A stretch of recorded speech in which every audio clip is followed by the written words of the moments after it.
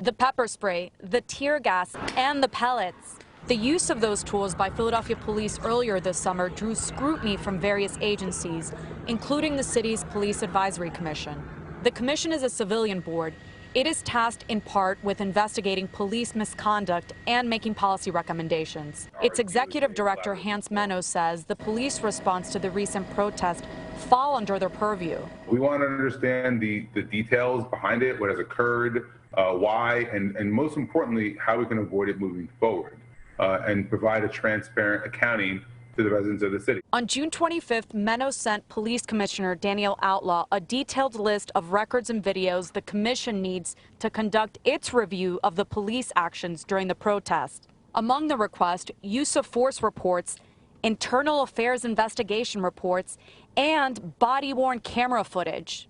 Outlaw responded by saying that the commission would have to request the records from a consultant the city hired to conduct its own investigation into the matter.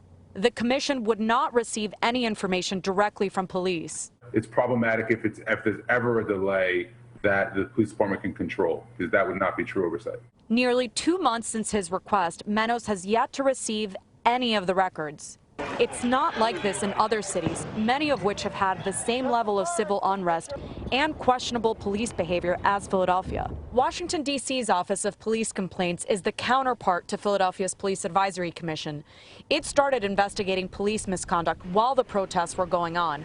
Michael Tobin is the executive director. We have a monitor program where our investigators go out during the protests and monitor the police response. Tobin could contact command staff to address issues in real time. Following the protest, the office started sorting through body camera footage and other records.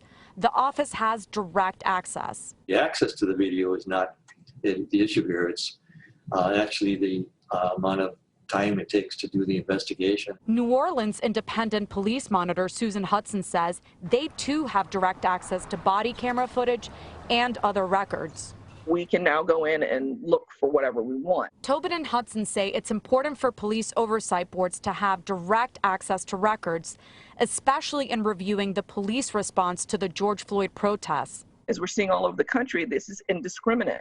They are shooting out these pellets and gas and whatnot and hitting people who aren't doing anything wrong. Both of those cities' civilian oversight offices are deep into the review of police response to the early summer protests. Philly officials have not yet responded to a request for an interview regarding the commissioner's response to the PAC's request for records.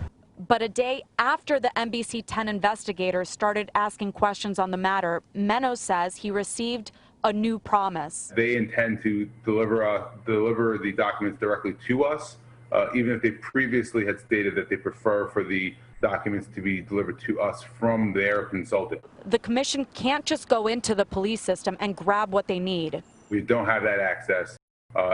Everything that we need, we have to request from the police department. Philadelphia City Council wants to create a new oversight committee that would have subpoena powers. The first step for that, though, is for voters to approve a referendum in the November election. For the investigators, I'm Claudia Vargas, NBC10 News.